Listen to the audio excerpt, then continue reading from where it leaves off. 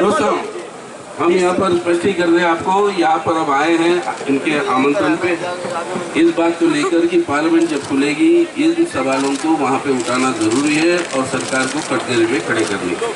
हम यहाँ पर उस आश्वासन देने आए हैं और जो भी आप निर्णय जो लोगे, हम एक चीज एक उसूल को मानकर चलने वाले लोग। बेशक मैं मार्क्सवादी कम्युनिस्ट पार्टी से हूँ और मैं उस दिन दिल्ली यूनिवर्सिटी में भी कहा आपको और आज भी मैं ये कह रहा हूँ कि आप जो भी तय करना चाहते हो वो अधिकार आपका है, स्वयं आपका है। उसके ऊपर कोई अपना ख्याल थोपने की कोशिश करे तो वो हमें मंजूर नहीं, वो हमें स्वीकार नहीं। जहाँ तक देशभक्ति की भावनाओं की बात आ रही है, कहते हैं कि आप देशद्रोही हो और वो देशभक्त है। अरे देशभक्त कौन है, देशद्रोही कौन है? वो सीधा सीधा हमारे संविधान के बुनियाद में रचा हुआ। कौन है इंडियन नेशनलिस्ट, कौन है एंटी नेशनल? उसके लिए हमारे देश के अंदर कानून और कानून को लागू करने वाले संस्थाएं, उसको आप खुद अपने हाथ में ले लो, ये कहते हुए कि हम तय करेंगे कौन एंटी नेशनल है कौन नेशनल है। ये काम जो आप कर रहे हो वो अपने आप में एंटी नेशनल है, अपने आप में एंटी कॉन्स्टिट्यूशनल है, अपने आप में गैर कानूनी है।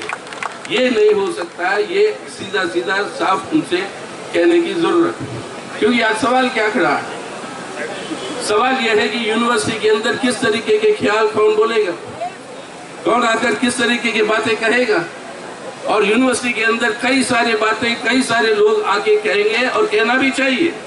तभी तो छात्र होने का मतलब यह है कि ये सभी ख्याल जब आपके सामने आएंगे, उसके आधार पर आप अपने आजादी से आप तय करोगे कि कौन सा सही है कौन सा गलत है, और उस आधार पर आप अपना जिंदगी बनाओगे आगे को। ये पूरा देश आपका है, 2/3 देश की आबादी आज नौजवान है और ये देश कैसा रहेगा वो आपको तय करना होगा, हमें नहीं। हम तो सीनियर सिटीजन हो गए, अब आप लोगों को तय करना होगा कि किस तरीके की भारत चाहिए आपको। ऐसा भारत जहाँ पर जितने भी, जैसे मैं पहले भी कहा था, let 100 flowers bloom, let 1000 thoughts contend, and उसके बीच में से जो भी निकलेगा राय वो आप लोग तय करेंगे। और कोई भी उसके ऊपर थोपना चाहता अपना राय, वो मंजूर नहीं है हमें। And that is the clear point that we have to convey to the whole country and to the people. Let everybody take up their project. What is this entire question of nationalist and ये अब 1 साल हो गया, कन्हैया कुमार के ऊपर आप sedition charge लगाए, court में ले आए थे, यही कही थी उस जमाने में, और उसके बाद आप कहीं और ले गए और उस कोर्ट में सेडिशन चार्ज लगाया। आज तक आपने साबित नहीं कर पाए। तो इसका मतलब क्या है कि जो चार्ज आप लगा रहे थे कि वो एंटी नेशनल है, उनकी पिटाई कर दी, वो सब अब कानूनी तौर पर वो खड़े नहीं हो रहे, वो वैलिडेट नहीं हो पा रहे।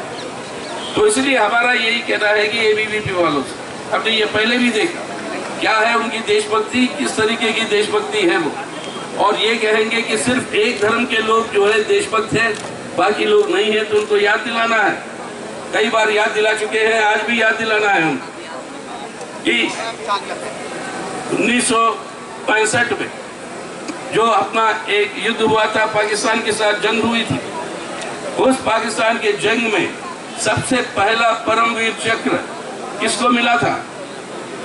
अब्दुल हमीद, एक मुसलमान को देश के राष्ट्रपति उनके वो स्वर्गीय उनकी पत्नी को ये परमवीर चक्र से सबसे सर्वोत्तम जो हमारा मेडल होता है, वो मेडल उनके वाइफ को, मार्टर्ड वाइफ को, उस समय के प्रेसिडेंट ऑफ इंडिया यहाँ पे सौंपते हैं हमारे राजपथ में अपने Republic day parade. Abdul Hamid एक मुसलमान होने के नाते उन्होंने क्या किया? मुसलमान हो, सिख हो, ईसाई हो, जो भी है, हम क्या था हमारी पूरी बुनियाद, हमारे संविधान की पूरी बुनियाद है हिंदू, मुस्लिम, सिख, ईसाई, इस देश के 4 सिपाही। और ये है सिपाही हमारे देश के, सिर्फ सरहद पे जो लड़ने वाले सिपाही है उनको हमारी सलामी, वो हमारी रक्षा कर रहे हैं। लेकिन हमारा मानना है आप सब भी सिपाही हो जो एक बेहतर भारत बनाना चाहते हैं, और ये सिपाही है जो एक बेहतर भारत बनाएंगे। इसलिए क्या मैं खाऊंगा, क्या मैं किसके साथ मेरी दोस्ती होगी, क्या मैं किस तरीके के कपड़े में पहनूंगा, ये सब निर्णय हम करेंगे खुद। इस निर्णय को छीनने की आजादी किसी की नहीं है, ना अधिकार। इसलिए आज मॉरल पुलिसिंग के पेट्रोलिंग चल रही है। आज काउ विजिलेंटिज्म के नाम पर वो कह रहे हैं कि ये जो है गाय की हत्या कर रहे हैं, उस वजह से दलितों की हत्या हो जाती है, मुसलमानों की हत्या कर देते हैं। कौन क्या खाएगा, कौन क्या पहनेगा, अब वही एबीवीपी और बीजेपी तय करेगी। ये मंजूर नहीं है, ये हिंदुस्तान नहीं है, ये भारत नहीं है। और ये आवाज आपकी उठनी चाहिए। हमारी अधिकार, हमारी स्वतंत्र है। और छात्र होने के नाते हमने भी वही किया था 40 साल पहले। हम आपसे यही अपील कर रहे हैं कि आप भी अपने अधिकार को मत खोइएगा। उस अधिकार के आधार पर ही एक नया भारत, एक बेहतर भारत बनेगा। और उस भारत को बनाने में आप लोग बनाएंगे, क्योंकि आप है भविष्य। उसकी मदद हम करेंगे, आवाज आपके साथ उठाएंगे पार्लियामेंट के अंदर। ये हमारी आश्वासन है। लेकिन अपने अधिकार को स्टेप बाय स्टेप आप कंसीड मत करते जाना। अगर यही करोगे तो ये संविधान और ये इंडिविजुअल लिबर्टी जो आज कॉन्स्टिट्यूशन में फंडामेंटल राइट है, वो नहीं बच पाएगी। So that is why my appeal to all of you, definitely, we'll raise this issue in the parliament. We'll express our solidarity with you. Let us see what happens in the parliament if we are allowed to debate at all, which is becoming more and more difficult nowadays.